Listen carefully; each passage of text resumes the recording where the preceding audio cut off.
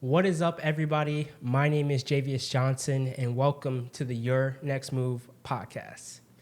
This is a podcast dedicated to helping those who are stuck get unstuck to make their next move. Now, welcome back. First of all, welcome back. It's been a while. I think it's been since April or May since I've recorded my last podcast, which is shame on me, but we're back.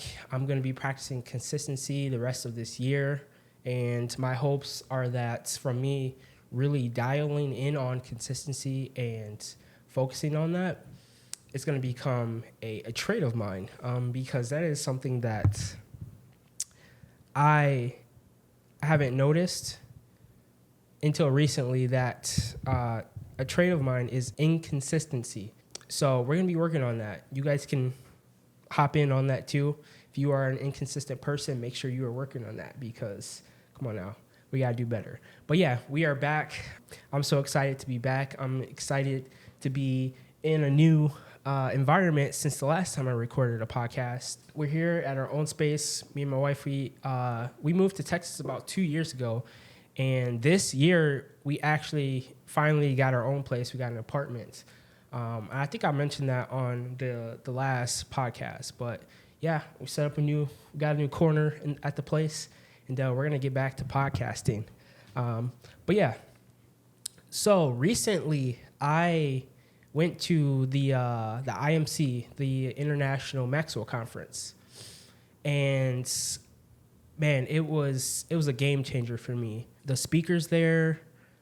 They're literally living proof of what it looks like when you do not let your fears dictate your future, when you don't let it dictate your future steps. And you can just tell, even from a lot of the speakers they mentioned, where they started and where they're at now. And you can tell that they made a lot of tremendous leaps in success because of this one simple word.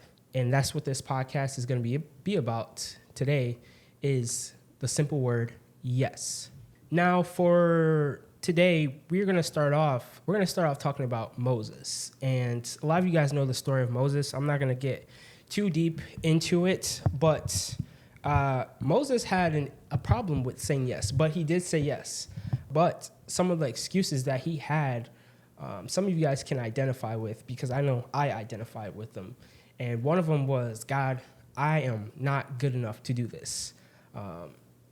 I've used that excuse too. Another one was, God, I am not a good speaker. Or, God, please just send somebody else to do it. And Moses, he had all of these excuses as to why he couldn't do what God called him to do. But long story short, he did end up doing it. And the awesome thing from him saying yes was that his yes didn't just impact him. It impacted thousands and thousands and thousands of people from captivity in Egypt. And that was just from him saying yes. He just said, you know what, God, yes, I still have all these insecurities and these doubts, but I'm going to say yes. Another person also in the Bible was David. And David, not that I can recall, he didn't have excuses in the story of David and Goliath, not that I know of. But if you really put yourself in David's shoes, I would have had 1,000 excuses. Like, dude, first of all, nobody on my side wants to fight Goliath, right? Goliath is literally probably undefeated. And he probably has put about 50 people in a body bag this week. That's what I would have been saying if I was David. Yet, even though he had all these reasons on why he could have just said no, he still decided to say yes. And you guys know the rest of that story. Each of those stories, if you just think about all of your favorite leaders, favorite influencers, people who have made an impact, all of the incredible things that they have accomplished, it started with a yes. And it's not just about historical or biblical figures, right? this also applies to you and it applies to me. So while I was at the conference, I just kept thinking, like, what separates the leaders on the stage, right, who have accomplished so many things? They're so successful, impactful, influential. What separates them from you? What separates them from me? It can't just be opportunities. It can't just be skills. It's got to be something more initial than that. And one thing that I identified was that they had the courage to say yes. They said yes to new challenges. They said yes to the unknown, yes to the possibilities of failure. Because if you guys really think about it, what's on the other side of our failures, right? What's on the other side of our embarrassment and our discomfort? It's the unknown, right? And I know the unknown, it can be scary, but if you really think about it, that unknown is where all of our growth happens. It's where God shows up and he does his work. He does everything that we can think or imagine. He does it in the unknown.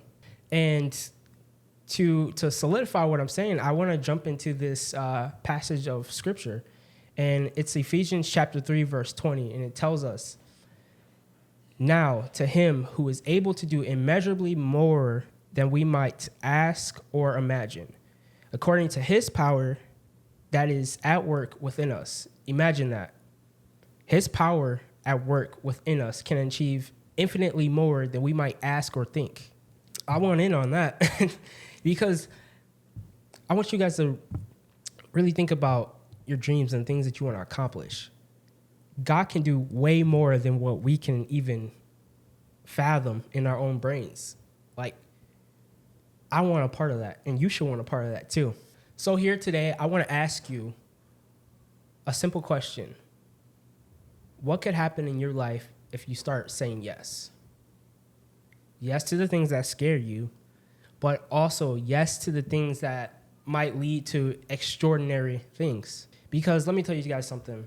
When you bet on yourself and you take risks, you're not just moving forward on your own. You're stepping into a space where God can work through you. I just want to remind you guys that you have the permission to live boldly, but it starts with a yes. A yes to trying, a yes to failing. Oof. Some of you guys got to accept that there's going to be times on your journey where you're gonna fail at what you're doing. It's called a challenge. And yes to succeeding beyond your dreams. As we conclude this podcast, I just want to encourage you guys to not let fear hold you back. Go live your life to the fullest, right? Ignore the fear, embrace your faith, and watch the extraordinary happen in your life. And not just your life, other people's lives around you. You're not in this alone. I'm literally walking through what I'm telling you guys right now. A couple weeks ago, I quit my job at Lowe's to pursue fitness coaching and content creating full time. I'm taking a huge risk here. But there once was a time where I felt God called me to something that scared me, and I literally said no. That's why I was at Lowe's for 2 years. I literally told God, like, God, I don't want no parts of that. I just want to be a regular person, live a regular life. Guys, this is literally what I was telling God in my prayer closet. And he gave me what I wanted. So, yeah, I'm literally living this. I'm not just talking from the sidelines. Like, I'm in the play with you guys. But together, if you guys are willing to step out too, and I'm not saying go quit your job, or I'm asking you to ask God to challenge you in your life. And when he does, together, we can both see what is on the other side of that yes. Because I don't know about you guys, but I am so excited, so exhilarated, so nervous, but so ready to see what's on the other side of that yes. And I hope you guys are too. But yeah, that brings us to the close of this episode. Thank you guys for tuning in, for returning back to the Your Next Move podcast. I just want to leave you guys with this. Every step forward is a step towards something greater. Keep walking in faith and I'll catch you guys on the next episode. As always, stay blessed. As always, stay blessed. Keep moving forward, and of course, go make your next move. Thank you, guys.